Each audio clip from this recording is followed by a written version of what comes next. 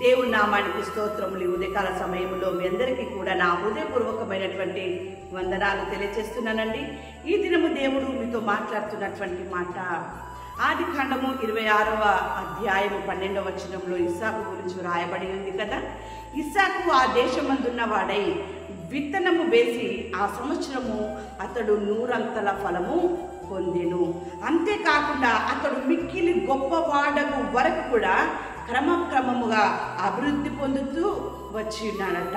ఆ రీతిగా అభివృద్ధి పొందినటువంటి ఆ యొక్క వ్యక్తి వాడు దాతృత్వం కలిగి బీదలకిచ్చును, వాని నీతి నిత్యము నిలుచును, వాని కొమ్ము ఘనత నుండి హెచ్చింపబడును. దేవుని బిడ్డలారా, దేవుని యొక్క మాట యందు విశ్వాసము కలిగి నమ్మకము కలిగి ఆయన యందు భయము భక్తి కలిగి తగ్గించుకొని మనం ఉన్నప్పుడు దేవుడు ఇస్సాకు జీవితంలో ఏ రీతిగానైతే క్రమక్రమముగా అభివృద్ధిని ఆశీర్వాదమును కలగజేసి ఉన్నాడో, ఆ రీతిగా ఆయన ఆస్తికర్తగా చేసి ఉన్నాడో, ఆ రీతిగా అనేకులకు ఇచ్చేవారిగా అతన్ని చేసి ఉన్నాడో, అతని పైవాడిగా ఉంచి ఉన్నాడో, నిన్ను కూడా దేవుడు ఆ రీతిగానే చేస్తాడు. మొట్టమొదటగా నీవు తగ్గించుకునే రీతిగా ఉండాలి. నీవు తగ్గించుకొని దేవుని యందు భయము భక్తి కలిగి ఆయన ఆరాధించినట్లయితే, ప్రార్థించినట్లయితే, వేడుకున్నట్లయితే ఆయన ఇస్సాకును ఆశీర్వదించినట్టు నిన్ను కూడా ఆయన ఆశీర్వదిస్తాడు. ఆ రీతిగా ఇస్సాకు ఆశీర్వాదమును చూసినటువంటి ఆ భక్తిహీనులు ఏమనుకుంటున్నారంటే, భక్తిహీనులు దాన్ని చూచి చింతపడుదురు, వారు పండ్లు కొరుకుచూ క్షీణించిపోవుదురు, భక్తిహీనుల ఆశ భంగమైపోవును. ఏంటండి, భక్తిహీనుల ఆశ ఏమైపోతుంది?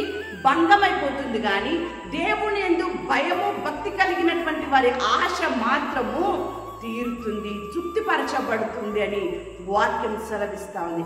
ఈ దినమున నీవు మందిరానికి వెళ్తూ ఉన్నావు, నీవు నీ కుటుంబము మందిరానికి వెళ్తున్న మీరు దేవుని యందు భయము భక్తి కలిగి తగ్గించుకొని మీరు వెళ్ళినట్లయితే మిమ్మల్ని చూసినటువంటి భక్తిహీనులు కూడా ఆ రీతిగానే వారి ఆశ భంగమైపోవును గాక.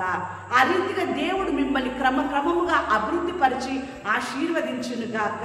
కాబట్టి ఈ ఉదయకాల సమయంలో ఏమి తిందుమా, ఏమి త్రాగుదుమా, ఏమి ధరించుకుందుమా అని చింతపడకుండి అన్యజనులు వీటి విషయమై విచారిస్తురు. కానీ మీరు ఆ రీతిగా ఉండకుండా మీరు ఆయన రాజ్యమును నీతిని మొదట మీరు వెతికినట్లయితే అవన్నీ కూడా ఆశీర్వాదాలన్నీ కూడా మీకు అనుగ్రహింపబడతా ఉంటాయి. దేవుని బిడ్డలారా, ఆ రీతిగా దేవుని మందిరానికి మీరు వెళ్ళినట్లయితే మీకు కావలసినటువంటి అవసరతలు అక్కర్లు అన్నీ కూడా తీర్చి మిమ్మల్ని ఆయన ఆశీర్వదించబోతూ ఉన్నాడు. చూడండి, ఈ దినమున దేవుడు మీతో మాట్లాడినటువంటి మాట ఆదికాండము 26వ అధ్యాయం 12వ వచనములో, యెహోవా అతనిని ఆశీర్వదించెను కనుక ఆ మనుషుడు గొప్పవాడాయను. దేవుని నామానికి స్తోత్రం కలుగుగాక. దేవుని మందిరానికి వెళ్ళండి, ఆరాధించండి, మహిమపరచండి. దేవుని ఆశీర్వాదము మీ పైన, మీ కుటుంబం పైన ఈ రీతిగా ఉండును గాక.